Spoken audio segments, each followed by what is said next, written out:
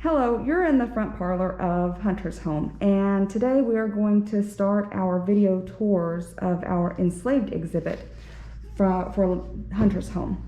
So by the eve of the Civil War, the Murrells owned 42 enslaved people. Staff at Hunter's Home have a list of 24 of these people, and we've researched them as much as we're possibly able to. We also offer tours designed around the enslaved people that we know were here based off of the information we have about the jobs that they would have been carrying out during the day out here. And since we've moved to pandemic times, we're going to go ahead and provide these in video format so that visitors will still be able to access this information, whether they're in person or online.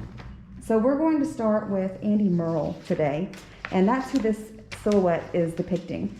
So we received a grant from Tellico Community Fund a few years ago that enabled us to make silhouette cutouts of each of the enslaved people that we know to have been out here at the time. And we used those in specific spots in the house to show people, to depict the lives of each individual person. And this one is to depict Andy. So Andy was 28 on the list. It says that he was a waiter, which meant he would have served the Murrells in the house. So he could have served them their food in the dining room, answered the door when visitors called, showed them in their parlor, showed the visitors to the parlor during visiting hours. George even mentions in a letter that he was sitting on the balcony upstairs drinking brandy and smoking a cigar, and it's likely that Andy brought that to him. So Andy also accompanied George on rides outside, so he wasn't just a waiter. He also did, a lot more stuff as well. In Emily's diary, Emily Murrell, she was the niece of George Murrell, she mentioned Andy by name in that diary, and she said that she had gone to stay with Amanda at Lewis Ross's plantation. And whenever it was time for her to come back home to Hunter's Home, George went out there to pick her up, and Andy came with them. And Andy was riding the pony that Emily was to ride once they got there. So, of course, Andy wasn't going to be enslaved for a long time, because in June of 1863, the Cherokee government freed their slaves. And so what happened was Andy joined the federal troops, and he fought he was acting as a scout for Colonel William Phillips by 1864. So what happened was, at this time, Amanda Murrell was living here with some of the enslaved people, George having taken a few of them with him back east. And whenever the federal troops came here after beating the Confederates out, they arrested Chief Ross, and after all that was taken care of, Chief Ross and his family, Amanda, her and George's child, and the rest of the enslaved people went up to Kansas. And so at this time, Andy went to the military. And so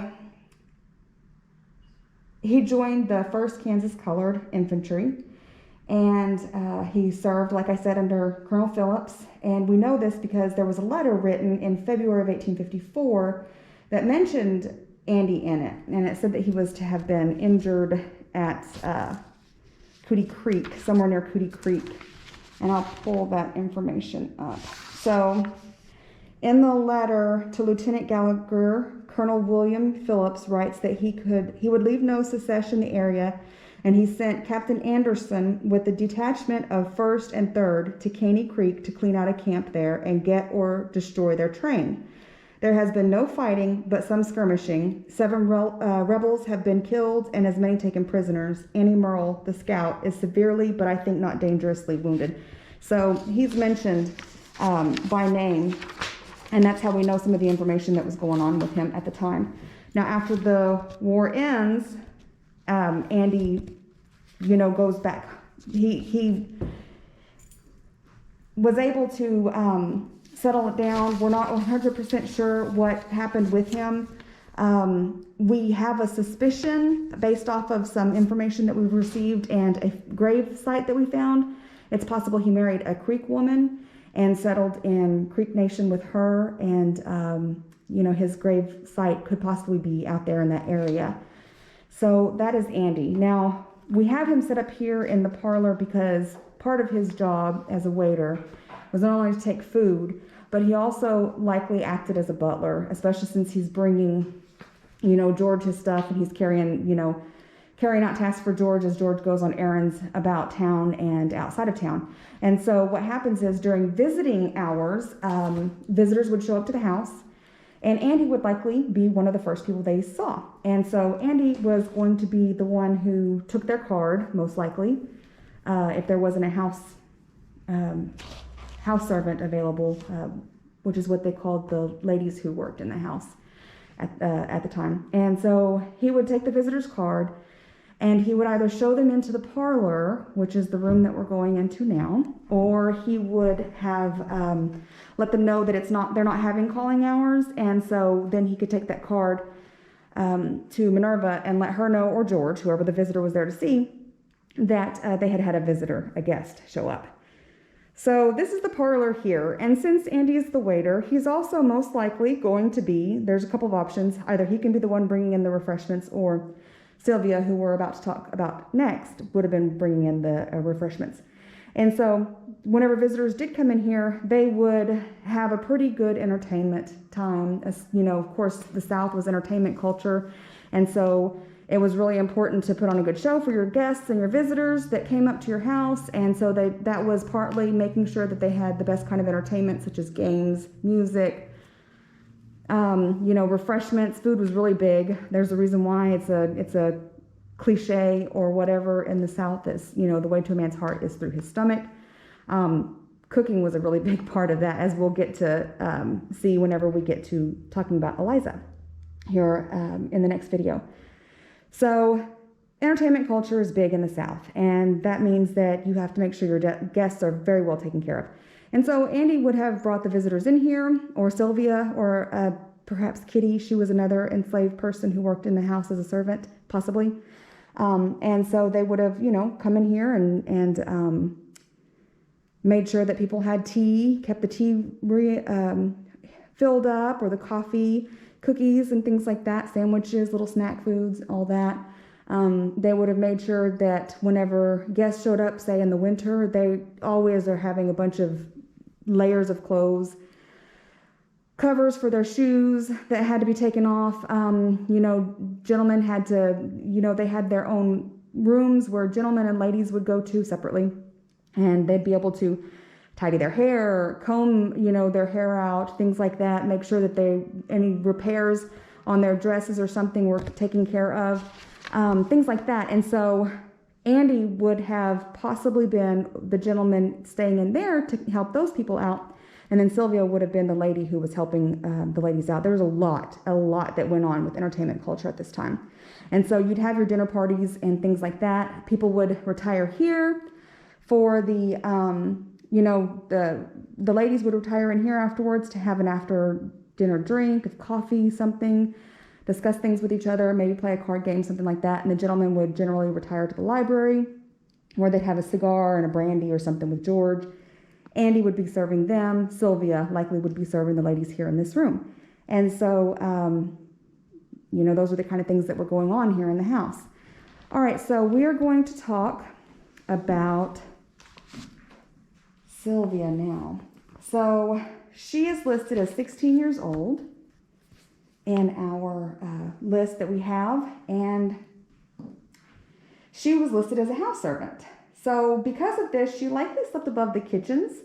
She and Andy being house servants, people who worked in the house, they could have had their own place, and not their own place as in, they bought their own stuff, but their own place, their own cabin out in the enslaved quarters. Generally, though, if they're an important part of running the house, like Eliza, for example, they're going to stay in the house. So there's going to be some place in this house that they're sleeping. And so Sylvia could have been sleeping in the house enslaved quarters, or she could have been staying outside. It just depends on where she was at in the hierarchy here in the house. So she has to also most likely get up earlier in the day to get everything started for the house, They have to lay fires. They have to lay clothing out for the couple to get dressed, for George and Minerva to get dressed in the morning. Make sure that the food is delivered to where it's at, because yeah, Eliza's cooking it, but somebody has to take it to where it's going to be eaten. Somebody has to make sure that the house girls are getting all the chamber pots, or the boys, you know, just the children are getting all the chamber pots gathered up and taken out and cleaned up, and, you know, for whenever they need to be used again, things like that. So there are a lot of little intricate details that people had to do as enslaved people during this time. And so depending upon where at in that hierarchy Sylvia was, would depend upon which one of those jobs that she did. Her being 16, she's likely not going to be the one cleaning out the chamber pots. That's a job left for younger children. But she could be tending to the ladies here in the parlor whenever they come over for entertainment things, or she could be tending to the ladies in the closet, which closet's just a smaller room attached to a larger room in the house back then. And so that's where they would go. You have to make sure that, like I was saying a while ago, there's a sewing kit there, there's soap and water, shoe polishers, you know, probably, you know, possibly smelling salts and things to kind of enhance the lady's appearance, that sort of thing, mirrors. And so it could be that Sylvia was the one attending them in that room, or she was, you know, the one making sure that the house is cleaned up and the grates are cleaned out and polishing and dusting, because, I mean, you know, look at this room. You've got furniture that has to be polished and waxed. You have, especially like here, I don't know if I can get that detailed, but I mean, that's really detailed. Today, when we're cleaning it, we take Q-tips to it to make sure there's no dust and grime building up in the little crevices and cracks of this thing. They have to make sure that piano is taken care of and in good working order. They have to make sure that all the books and everything that are in here are dusted. Repairs being done and made. The mantles have to be polished. Baseboards have to be scrubbed.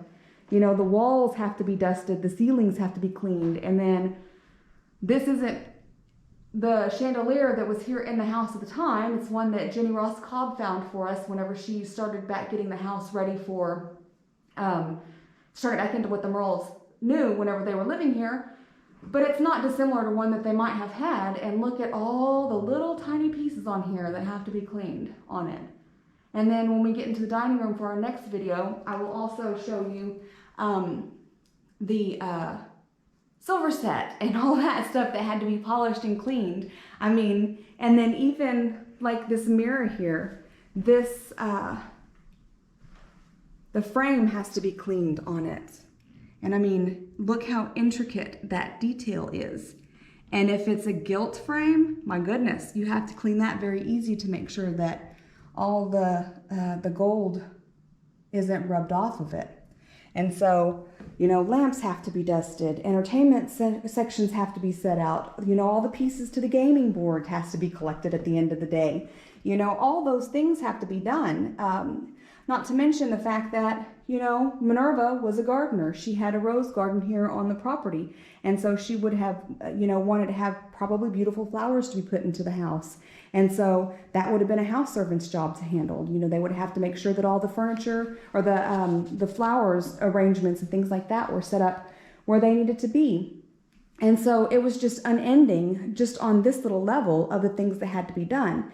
They also had to do, you know, wash all the laundry, which that was Patience's job, but they had to make the beds, you know, they had to make sure that all the feathers were fluffed in the mattress. If that's what they were using for their mattresses, they had to make sure that, you know, they were cleaned. That's another thing that happens whenever you have a feather mattress. You have to wash those feathers and you have to let them dry. And then you have to restuff the mattress and resew the bed ticking back up and put it back where it has to go. And then on top of that, like we hear in Emily Merle's diary, she also mentions that at this time they were covering the furniture to protect it for the summer. And they were pulling up the carpeting and laying down the matting and things. So, you know, the wood floor wouldn't have been naked at the time. It would have been covered in carpeting this time of year to keep the cold from coming up from the basement and freezing everybody. And then in the summer, that has to be pulled up. So that's somebody's job to do that. And then you'd put out your floor cloth like this one here, or you would put out your matting, things like that, whatever, to protect the floors. And so that's a job that a house servant would have done at the time. And like I say, Sylvia was one of them. So She would also have to possibly fill the lamps because, they were using oil at the time, bringing candles and things like that. And then over here in this room, so we're going to go across the hall now into the sitting room, which was basically the family's living room. But it's also the room that turned into Minerva's sick bed, and we'll talk about that here in just a second. But this is the room that the family's going to hang out in at the end of the day. Whenever all their chores and things are done, whenever they've gone through their day, maybe come home from a party or something, they're going to sit here and relax and unwind at the end of the day. And so Sylvia's going to have to make sure that this room is comfortable for them and presentable for them. And so she's going to have to bring their drinks and things in. She could have also helped Andy serve meals in the dining room, or brought the meals out because, of course, somebody has to bring those meals, like I said, from the dining room into the kitchen into the dining room. And so those are the things that she could have been doing at the time. All right, so now we are going to talk about Peggy. And let me see if I can get this to where it's a little bit less glaring. Okay. All right, so Peggy is listed on George's list as well, and we'll talk about that here at the end of this video. So the list, I mean. All right, so she's 22 years old on that list, and it says that she's a nurse. So this means a couple of different things. She could have been caring for the children somewhere on the plantation. That's most likely, especially since George and Amanda had a child by this point. And generally speaking, the mistress of a plantation is usually not going to raise her own kids. Whenever we hear that women put up food, the mistress of a plantation put up food for the winter, preserves, or they had their kids, potty trained or something like that. Whenever they're saying they're doing these things, they're not doing them. They're actually delegating that task to somebody else, and that somebody else is the one that's doing the work. And so, things that are going on with their kids, generally, the moms aren't going to be the ones doing that. They're going to be over the raising of the children, but that doesn't mean that they're carrying out the tasks that have to do with raising the children. So that's why you're going to see a lot of pictures of, Black women with children and your daguerreotypes and things like that, because those are most likely their nannies, their nurses, the people who took care of them. On top of that, the nurses are the ones that are feeding those children. So once Amanda had that baby, she could breastfeed that baby, or, as was really normal among the time period, she would have had somebody else breastfeed that baby, because a term that we call nursemaid today, what we know of as nursemaid, and that could have been Peggy. Since she's 22, she likely would have already had kids by this point in time. Another unsavory aspect of enslavement was that since the slave trade was considered abolished or canceled, you couldn't, purchase people from Africa any longer.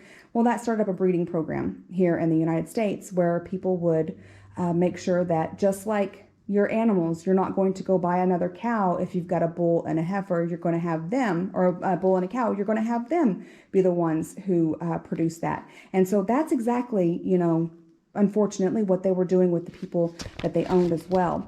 And George was a very smart businessman, and he would have seen that as likely a smart venture. So at 22, Peggy probably had kids. And since she had kids, she was producing milk, most likely, unless she was ill or something else was going on. And so, she could have been breastfeeding George and Amanda's first child. And so that could have been one of the things that she was doing. Not all enslaved children also were cared for by a nursemaid. So sometimes the cook, the seamstress, washers, another house enslaved person would have taken turns watching the younger kids. The younger kids would have been pressed into that service as well. But since, because, kids too young to be out working, and generally if a child was 5 years old or under, they're not really going to do a whole lot of work around the site, the plantation, but, they have to have somebody to keep an eye on them, especially the babies. And so generally the enslaved children, would have been watched by somebody. It's likely that they would have been watched by Peggy.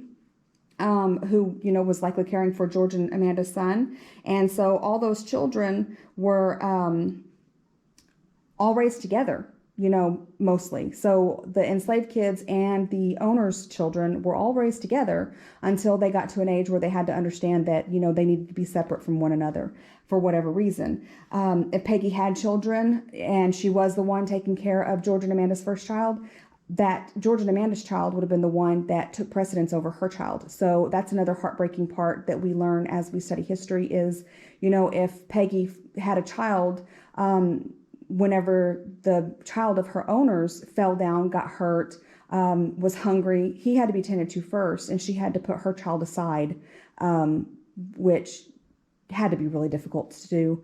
And so, that would have been one of the things that she was doing. So not only did she have no autonomy over what she was supposed to do each day, she also had no autonomy over her body, and she had no autonomy over, how she was supposed to attend to her emotions as well. Because, as mothers, or fathers, parents, they tend to their children. And so, to have your kid not being able to be tended to at first is a really difficult thing.